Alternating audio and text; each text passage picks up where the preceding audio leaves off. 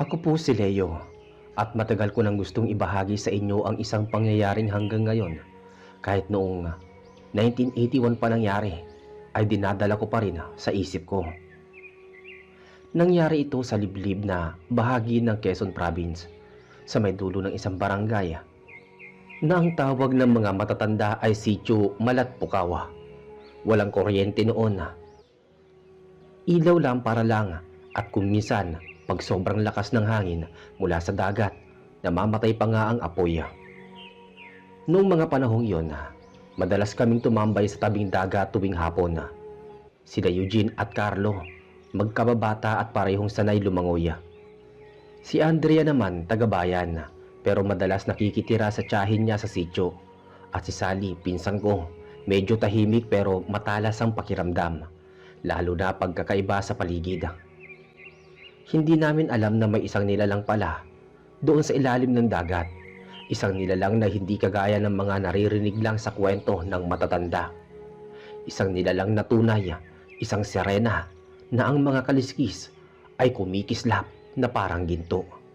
At yun ang nagbago ng buhay namin. Hapon noon, bandang alas 5. Medyo makulimlim pero hindi pa umuulan. Nakaupo kami sa malaking bato sa tabing dagat, tanaw ang papalubog na araw. Tahimik lang ang paligid maliban sa hampas ng alon. Sabi ni Eugene, "Leo, tignan mo yung ibabaw ng tubig, parang may kumikislap." Sumilip ako. Tama siya, may parang sinag ng ilaw na lumulutang-lutang sa ilalim ng alon. Hindi malakas ang kislap, parang maliit lang. Hindi ko pinansin noong una. Si Andrea naman ang sumunod na nagsalita. Sabi ni Andrea, "Uy, baka isda yan. Yung mga maliliit na may kumikislap na balat." Napailing si Carlo. Sabi ni Carlo, "Hindi isda yan, masyadong malaki. Yung sinag parang ewan eh, parang metal." Tahimik lang si Sally, pero napansin ko ang pagkakunot ng noo niya. "Sally, bakit?" Tanong ko. "May naririnig akong parang humuhuni," sabi ni Sally. Nagtawanan kami pero hindi siya ngumiti. Nakatingin lang siya sa dagat, mata sa isang direksyon na hindi namin makita. Biglang lumakas ang hangin. Mula sa kalmado, naging malamig ang simoy ng hangin at tumitindig ang balahibo ko nang walang dahilan. Nagtinginan kaming apat, sabay-sabay kaming tumahimik. Pagtingin namin muli sa dagat, may umangat. Hindi ulo, hindi kamay, kundi isang napakahabang hibla ng buhok. Itim makintab at humahampas-hampas sa ibabaw ng tubig. Kahit sanay kami sa kwento ng engkanto, ibang klase yun. Hindi yun normal. "Hoy, nakita niyo ba yun?" Bulong ni Eugene, halos hindi makapagsalita. "Oo nakita namin," sagot ni Andrea, napapakapit sa braso ko. "Leo, umatras na tayo," sabi naman ni Sally, na hindi man lang tuminag ang tingin. Hindi pa man kami nakakagalaw, biglang may kumikislap na mas malakas. Parang sinag ng araw na tumatama sa ilang bagay na ginto. At doon namin nakita, sandali lang pero malinaw, isang buntot na may gintong kaliskis. Umangat iyon mula sa tubig, dahan-dahan bago muling lumubog. Para kami napako sa pwesto. Naririnig namin si Sally, mahina pero malinaw. "Hindi yan isda, hindi yan tao, hindi yan dapat makita," sabi ni Sally.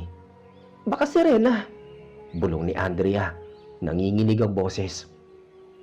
Napatingin ako sa paligid. Wala namang ibang tao, walang mangingisda, walang bata, kami lang. At unti-unting dumilim ang langit. Lumapit sa akin si Carlo. Tapik-tapik ang balikat ko. Sabi ni Carlo, "Leo, umuwi na tayo. Hindi maganda to." Pero bago kami makagalaw, may tumawag mula sa dagat. Hindi sigaw, hindi rin iyak. Isang boses na sobrang lambing. Parang awit na malumanay pero nakakatindig balahibo. "Halika." Yun ang narinig namin. Isang boses na parang may humihila sa isip mo. Parang gusto mong sumunod kahit hindi mo maintindihan. Sabi ni Eugene, "Narinig niyo yun?" Pero bago pa namin masagot, may dumampi na malamig sa paa ni Eugene. Parang kamay. Napatalon siya, sumigaw. "Puta! Leo, may umawak sa akin!" Sabi niya. Nang tignan namin, wala kaming nakita, pero basang-basa ang paa niya. Kahit hindi naman umabot ang alon sa kinatatayuan namin. Hindi na kami nag-atubili. Agad kaming tumakbo pabalik sa sityo. Si Andrea halos matumba sa takot. Si Sally naman hindi lumingon. Parang alam niyang may sumusunod sa amin. Pagdating namin sa bahay ng tiyahin ni Andrea, nagsindi agad sila ng lampara at sinarado ang mga bintana. Doon kami nagtipon sa sala, hingal na hingal. Sabi ni Eugene, "Leo, hindi normal yun. Hindi pwedeng sirena lang yun." Sumagot si Carlo, "Hindi ako naniniwala sa sirena, pero yung nakita ko parang buntot talaga." Tahimik si Andrea pero nanginginig ang kamay. Tumingin kami kay Sally. Siya lang ang hindi mukhang nagulat. Para bang alam niya na. "Sally, may alam ka ba?" Tanong ko. Dahan-dahan siyang tumango. Hindi siya agad nagsalita. Para bang pinag-iisipan kung sasabihin niya ba o hindi. At nang magsalita siya, doon pa lang kami mas lalong natakot. Sabi ni Sally, "Hindi basta sirena yun. Kilala niya yun dito. Sabi ng matatanda, may nilalang dito sa dagat. Hindi basta engkanto. Hindi basta maligno. Isa siyang bantay ng kailaliman. At kapag may nakita siyang tao na malapit sa lugar niya, nagagalit siya." Huminga siya ng malalim. Hinahatak niya. Hindi na nakikita muli. Dagdag niya pa. Tahimik ang buong sala. Wala ni isa ang umimik at doon kami unang nakaramdam ng hindi pagkaraniwang kaba. Ibang klase, parang hindi lang takot, parang minamanmanan kami. Sabi ni Andrea halos pabulong, "Leo, babalik pa ba yun?" Nagkatinginan kaming lahat at sa labas ng bahay may tumapik. Isang beses, mahina pero malinaw na malinaw. Parang galing sa basang kamay. At doon nagsimula ang gabing hindi namin makakalimutan. Hindi kami kaagad nakagalaw nang marinig ang pagkatok. Kahit ang hinga namin parang sabay-sabay na huminto. Tahimik ang buong sityo at ang tanging naririnig lang namin ay ang pagtapik na parabang may basang kamay na kumakalabit sa kahoy. Napalunok si Eugene. Sabi ni Eugene, "Huwag niyong buksan. Ano man ang mangyari, hindi tao yan." Napatingin si Carlo sa lampara na kumikislap. Na parabang may hangin na dumadaan sa loob ng bahay kahit lahat ng bintana ay sarado. "Leo, teka lang. Baka tao lang ang naghahanap ng tulong," sabi ni Carlo. Umiling agad si Sally. Matigas ang boses. "Hindi tao yun. Huwag niyong buksan. Hindi dapat sumagot," sabi niya. Nagkatinginan kaming apat. Si Andrea nakadikit na halos sa dingding. Parang unti-unting nauubusan ng lakas. "Sally, sigurado ka?" Tanong ko. Tumingin siya ng diretso sa akin at ang mga mata niya parang lalong lumiit, puno ng takot. "Hindi ko alam kung bakit tayo nakita niya. Pero pag sinagot mo ang katok niya, hindi ka niya titigilan," sabi ni Sally. At parang tugon na sinabi niya, mas malakas ang kasunod na katok.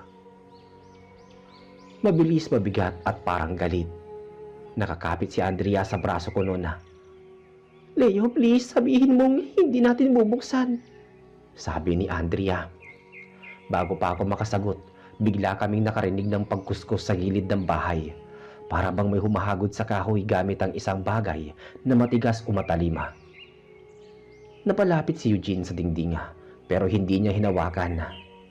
"Ano yan? Parang kuko," sabi ni Eugene. "Hindi kuko. Kaliskis yan," sagot ni Sally. Sabay-sabay kaming napatras. Mula sa labas, may maririnig kaming humuhuni, hindi tao, hindi hayop. Isang tunog na parang dalawang boses. Isang malalim, Isang manipis na magkasabay na umaawit. Tapos sumunod ang salita. Nagtakip ng tenga si Andrea. Umiiyak na. Leo, yun ang boses. Yun yung narinig natin sa dagat. Sumigaw si Carlo. Tumigil ka. Huwag ka sumagot. Pero kahit hindi kami sumagot, parang lumalapit palalo ang tunog. Parang nakadikit sa mismong dingding. Halika, Leo, sabi ng tinig. Tumigil ang mundo ko sa narinig ko. Hindi ko siya sinagot. Hindi ako gumalaw. Pero malinaw ang pangalan ko ang sinabi niya. Napatingin sa akin si Eugene. Namumutla. Leo, paano niya nalaman ang pangalan mo? Hindi ko alam, Eugene. Hindi ko alam. Sagot ko. Maya-maya, bigla na lang kumulog. Hindi naman maulan pero ang hangin parang biglang naging mabigat. Ang lampara sa mesa, kumikislap-kislap, halos mamatay. Si Carlo kahit takot, lumapit sa maliit na siwang ng bintana. Teka, baka may tao talaga. Tignan ko lang. Hinila ko siya. Wag sabi, sabi ko. Pero tinanggal niya ang kamay ko at sumilip pa rin. Ilang segundo lang, isang mabilis na pagsilip tapos bigla siyang napatras. Putsik, ano yun? Hinawakan namin siya sabay-sabay. Ano nakita mo? Nanginig ang labi ni Carlo. Hindi agad makapagsalita. May mata. Nakalubog sa dilim pero kumikislap. Hindi mata ng tao. Para siyang itim pero may ginto sa gitna. Napalingon ako kay Sally at ang ekspresyon niya ay parang inaasahan niya na ang sagot na yun. Yan ang bantay ng dagat. Hindi niyo dapat tinitigan. Anong gusto niya? Tanong ni Andrea na halos maiyak-iyak na. Sumagot si Sally, mahina pero diretso. Gusto niya ang mga nakakakita sa kanya. Ang pangalawang katok, mas malakas na, mas mabilis. Parang may nagmamadali. Leo, baka basagin niya yung pinto, sabi naman ni Eugene. Humigpit ang kapit ni Andrea sa kamay ko. Leo, ayoko na. Ayoko na makita. Ayoko na. Muling nagkuskus ang kung anuman sa dingding. Ngayon mas mabilis, mas nakabibingi.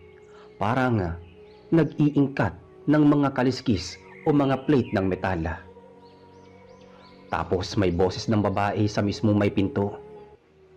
At pagkatapos noon may boses ng lalaki, mababa at parang galing sa ilalim ng tubig. Nagsasabing, lumabas ka. Napatras kaming lahat. Si Carlo, sumigaw. Leo, huwag kang lalapit. Pero hindi iyon ang pinaka-kinikilabutan ko. Ang kinilabutan ako ay nang tumingin si Sally sa amin at sinabi nga, hindi nila nalalaman kung saan tayo, maliban na lang kung may sumagot sa kanila. At tumingin silang lahat sa akin dahil kanina sa sobrang kaba ko, napaubo ako. Isang beses lang pero malinaw. At sa labas ng pinto, tumigil ang lahat ng tunog. Walang katok, walang kuskus, walang awit. Tahimik, tapos dahan-dahan. Isang katok lang, pero ramdam namin lahat na sa akin iyon. Isang beses lang kumatok pero sapat na para mapaluhod si Andrea sa takot. Yumakap siya sa akin, nanginginig. Sabi ni Andrea, Leo, bakit pangalan mo ang tinatawag? Bakit ikaw? Hindi ko siya masagot. Hindi ko rin alam. Ang alam ko lang, ramdam ko na parang may humihila sa dibdib ko. Parang may lakas na dahan-dahang sinusundot ang isip ko. Narinig namin ulit ang boses mula sa labas. Hindi malakas pero sapat para tumindig ang balahibo namin. Ibang-iba na ang tono. Hindi na parang awit, kundi parang nagmamakaawa. Pero ang pinaka-kinikilabutan ako ay yung sunod na sinabi niya. Nasaktan ako. Tulungan mo ko. Sabi niya. Napatingin ako kay Eugene. Leo, wag. Iyon ang ginagamit nila para abutan ka ng awa, para magbukas ka. Hinila niya ako palayo sa pinto.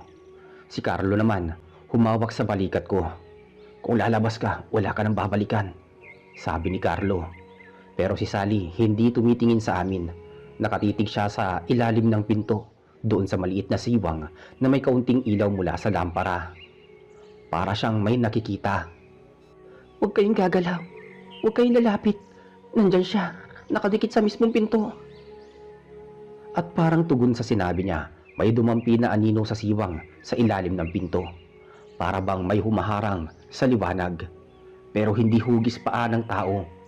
Mas mahaba, mas kakaiba, at gumagawa ng parang may nanginginig na kaliskis. Biglang lumamig ang paligid. Hindi ito normal na lamig. Hindi lamig ng simoy ng dagat. Ito yung lamig na parang nagmumula sa ilalim ng lupa.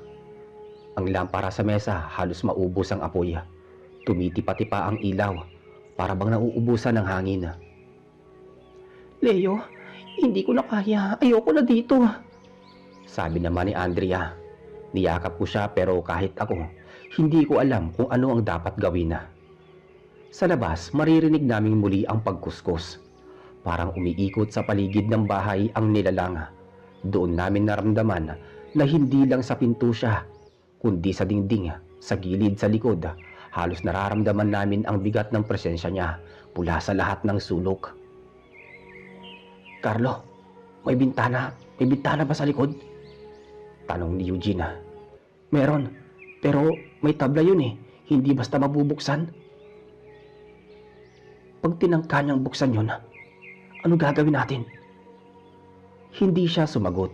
Tahimik lang lahat. Biglang may huminga sa ilalim ng sahig. Hindi tao. Isang malalim, mahaba, mabigat na hinga. Halos mapasigaw si Andrea, pero natakpan agad ni Sally ang bibig niya. "Gusto niyo malaman kung sino ang pinakamadaling hilahin, kaya tahimik lang." Pero kahit hindi ako nagsasalita, parang may humihinga rin sa batok ko. Parang may malamig na singaw na nasa mismong likuran ko. Lumapit si Eugene sa akin na inalalayan ako. "Leo, huwag kang tumingin kahit nararamdaman mo." Pero hindi ko kailangang tumingin. Alam kong may nakatayo sa kabilang bahagi ng dingding. Nakadikit, nakikinig at naghihintay. Tapos biglang nagtanong ang boses na tila halos kasabay ng hangin. "Leo, bakit ka tumatakbo?" sabi niya. Walang nagbukas ng pinto pero bigla itong gumulong. Parang may humawak sa doorknob, pero sa labas ay unti-unting iniikot ito. Kumalansing ang bakal, umiikot ang doorknob. Isang iglap lang, pero rinig naming lahat. "Hawakan yung pinto! Hawakan nyo!" sigaw ni Carlo. Sabay-sabay kaming humarang. Ako, si Eugene at si Carlo ang pumigil. Si Andrea at Sally nakayakap sa lampara na parang may inaantay na mangyaring mas masama pa. Malakas ang pagtulak mula sa labas. Para bang may dambuhalang nilalang ang pilit na nagpapasok. Gumagalaw ang pinto, umuuga. Nagalaw ang frame. "Leo, Carlo, sabayan niyo ko," sabi ni Eugene. Sabay naming hinila pabalik, pero habang hinahawakan ko ang doorknob, bigla itong naging malamig. Hindi malamig na parang metal, lamig na parang yelo pero buhay. At mula mismo sa doorknob, may narinig akong boses. Halos mabitawan ko ang hawak ko, pero alam ko nga pag binitawan ko yun, bubukas ang pinto. Biglang tumigil ang pagtulak mula sa labas. Tahimik, walang boses, walang galaw, walang humahampas. Tahimik na parang walang nangyari. Nagtanong si Carlo, "Tapos na ba? Umalis na ba siya?" Pero hindi sumagot si Sally. Nakatayo siya, matigas, nakatitig sa pinto. "Hindi siya umaalis." Napatingin kaming lahat sa kanya. "Masaya siya." "Masaya? Bakit?" talong ko. Dahan-dahang lumingon si Sally sa akin saka nagsalita. "Kasi ikaw ay kanya nang nahanap." At bago pa kami makagalaw, may tumama sa bubong. Isang malakas na kalabog. Hindi isang beses kundi sunod-sunod. Parang may gumagapang na napakabigat na nilalang sa ibabaw ng bahay. At doon nag-umpisa ang totoong bangungot namin. Umuga ang buong bubong na parang may napakalaking bagay na gumagapang sa taas. Lahat kami napatingala pero wala kaming makita. Ang tanging maririnig lang ay tunog ng mga kaliskis na kumikiskis sa yero. Para bang may mahabang buntot na hinihila sa ibabaw ng bubong. Sumigaw si Andrea. Leo, bumubuka yung yero! At totoo nga, unti-unti nang may maliit na bahagi ng bubong ang unti-unting umiingat. Hindi dahil sa hangin kundi dahil may pumupwersa mula sa labas. Kita namin ang manipis na singaw ng malamig na hangin na pumasok mula sa maliit na siwang. Kailangan may gawin tayo, sabi ni Leo. Hinila ko si Andrea palayo sa ilalim ng bubong kung saan mabilis lumaki ang siwang. Si Eugene lumapit sa gilid para alamin kung may masisira pa. Pero si Sally hindi gumalaw. Nakatayo lang siya sa gitna ng sala, nakatingala. Para bang may kausap sa isip niya. Nilapitan siya ni Eugene. Sally, uy, ano bang ginagawa mo? Dahan-dahan siyang lumingon pero iba ang tingin niya. Parang wala siya sa kanyang sarili. Parang malayo. Hindi siya galit pero nagmamadali siya. Nagmamadali? Saan? Tanong ko. Sumagot siya, diretsong tumingin sa akin. Sa'yo, Leo. Isang malakas na kalabog ang sumunod. Tumalsik ang isang buong piraso ng yero at bumagsak sa may likod ng bahay. Kasunod nun, biglang pumasok ang malamig na hangin. Halos pinatay ang apoy ng lampara. Sumigaw si Andrea. Leo, may kamay! Pagtingala namin, totoo nga. May humihimas sa gilid ng butas. Hindi kamay ng tao. Mas mahaba ang daliri at parang may manipis na laman sa pagitan nito. Ang balat madulas at kumikislap sa dilim. Hindi kulay laman ng tao kundi parang kulay perlas na may halong ginto. Umalingaw-ngaw sa loob ng bahay ang boses. Leo, lumabas ka! Sabi nito. Ibang-iba ang tunog ngayon. Mas malalim, mas gutom, mas desperado. Hindi na awit kundi utos. Hinila ako ni Eugene. Leo, pumunta ka rito. Huwag kang titingin. Pero habang nakapikit ako, mas malinaw ko pang naririnig ang boses. Parang nasa mismong likod ko. Kumilos ang nilalang, dinama namin sa tunog kung papaano ito gumapang. Mabigat, parang may mahabang buntot na humahampas sa bubunga. Parang sinusukat niya kung saan pwedeng pasukin. Leo, lumipat tayo sa kabilang kwarto, bilis. Sabi ni Carlo. Iniabot niya ang kamay niya sa akin pero hindi ko inabot. Parang may humawak sa mga binti ko. Hindi pisikal kundi parang may biglang humihila sa loob ng katawan ko. Lumapit si Andrea umiiyak. Leo, please, lumayo ka sa gitna. Pero hindi ko magawa. Hindi ako makakilos. Si Sally biglang lumapit sa akin. Hawak ako sa dalawang balikat. Kunin ka niya, kukunin ka niya. Hindi ka lalayo. Leo, pakinggan mo ako. Hindi ka dapat lumingon kahit anong marinig mo. Sabi ni Sally. Pero nang sabihin niya yun, mula sa labas ng butas sa may bubong, may mukha na dahan-dahang sumilip. Hindi buong mukha. Ang unang lumitaw ay mata, makintab, parang tubig na may sikat ng araw. May ginto sa gitna at napakalaki. Mas malaki sa mata ng tao. Sumunod ang kalahati ng pisngi, makinis pero parang balat ng isda. At mula sa bibig nito, lumabas ang isa na namang salita. Leo, sabi nito. Ang higop ng hangin, biglang may humigop ng hangin mula sa butas sa bubong. Parang may malaking bibig na sumisipsip. Lahat ng papel, basahan at abo ng lampara ay humihigop pataas kasama ako. Leo! Sigaw ni Eugene, hinila ang braso ko, pero mas malakas ang hatak mula sa itaas, para kung hinihila ng hangin mismo. Ang mga paa ko halos umangat na sa sahig. Sumigaw si Andrea umiiyak. Huwag niyo siyang bibitawan! Huwag niyo siyang ibigay!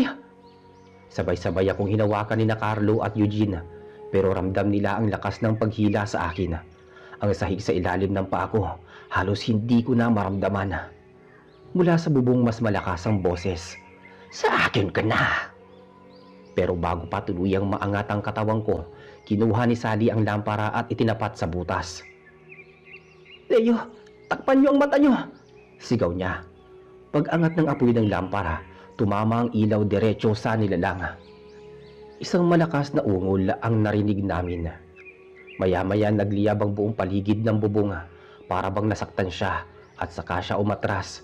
Mabilis, halos hindi namin maramdaman ang pag-alis. Pagkaatras niya, biglang tumigil ang paghigop ng hangin. Bumagsak ako sa sahig, hingal na hingal, parang muntik maubos ang buhay ko. Si Carlo at Eugene agad akong inalalayan. Si Andrea niyakap ako ng mahigpit at si Sally nakatayo sa gitna, hawak pa rin ng lampara. At ang sabi niya, babalik siya at mas malakas. Pagkatapos humupa ang ingay, nakaupo kaming apat sa may sahig, hingal at nanginginig. Si Sally pa rin ang nakatayo sa gitna ng sala, hawak ang lampara, nakatingin sa bubong. Hindi siya nagsalita, pero ramdam namin na hindi pa tapos ang gabing yon. Tahimik lang si Andrea nakadikit sa balikat ko.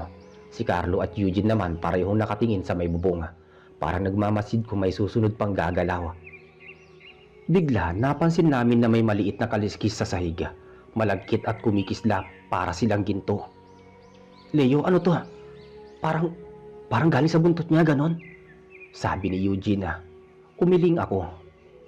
Oo, tama ka. Parang may naputol na bahagi o baka sinubukan niyang hawakan tayo. Si Sally hindi lumingon. Sabi niya, dapat niyo nang tandaan. Pag may naiwan na kaliskis, nagmamasid siya. Sinusubaybayan ka niya. Habang pinagmamasdan namin, biglang may isang gumalaw. Kumikislap, para bang naglalakad sa may sahig. Sumigaw si Andrea. Leo, tumakas na tayo, lumayo tayo. Si Carlo ay sumunod agad. Huwag lang titignan. Huwag yun na siyang titignan. Hawak namin ang mga kamay ni Andrea at naglakad papunta sa likod ng bahay.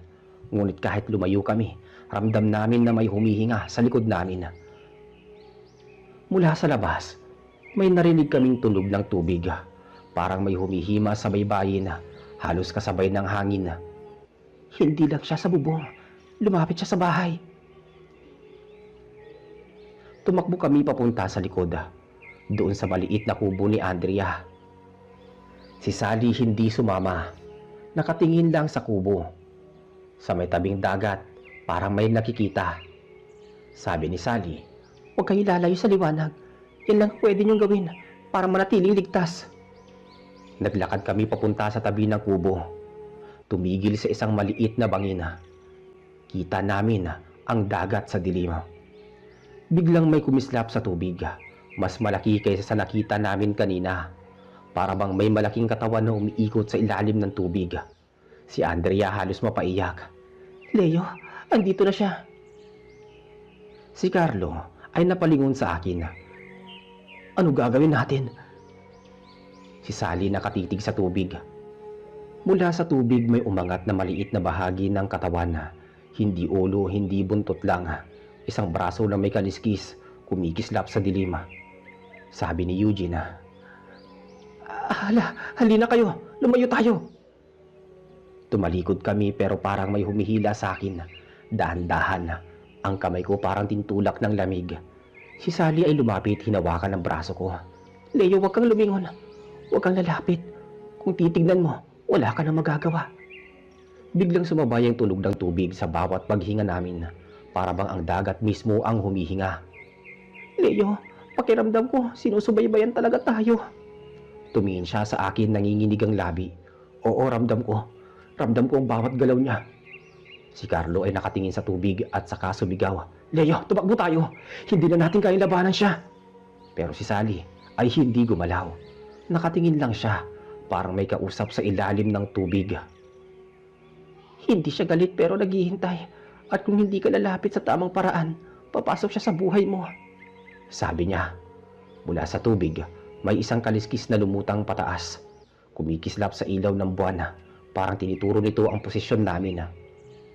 Sumigaw si Andrea. Huwag kayong tatango. Huwag niyong tingnan.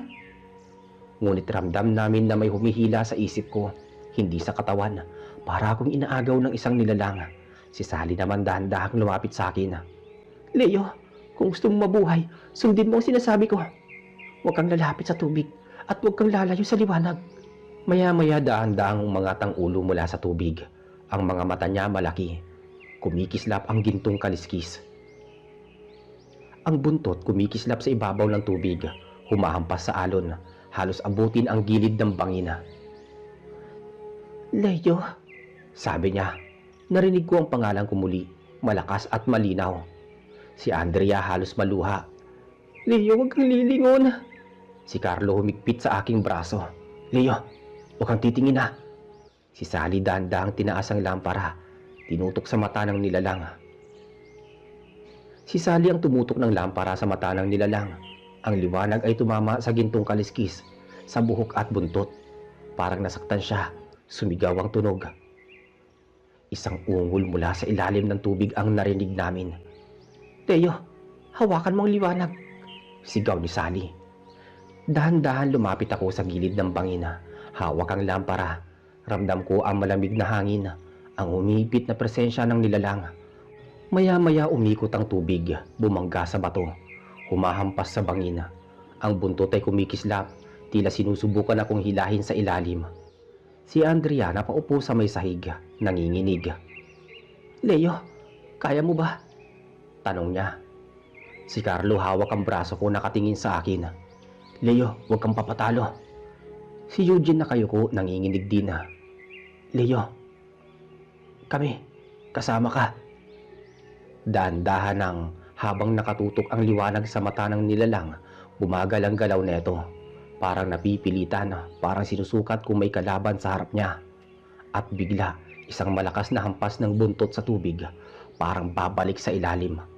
Ang liwanag ng buwan tumama sa kaliskis, kumikislap ng huling beses at unti-unting lumubog ang katawan sa ilalim ng dagat. Tahimik na ang dagat. "Leo, tapos na," sabi ni Sally, huminga ng malalim. Si Andrea niyakap ako ng mahigpit. "Hindi ko akalain, pero tapos na," sabi niya. "Babalik siya balang araw, pero sa ngayon, ligtas kayo. Tandaan nyo, liwanag lang ang kailangan." Kinabukasan lumabas kami sa kubo ni Andrea at kitang-kita ang tahimik na dagat. Para kaming nakabangon mula sa bangungot. Lahat kami may kakaibang takot, ngunit may pagpapahalaga sa buhay na hindi namin nararamdamang bago. Si Sally tahimik na sumunod, nagpakita ng kakaibang ngiti.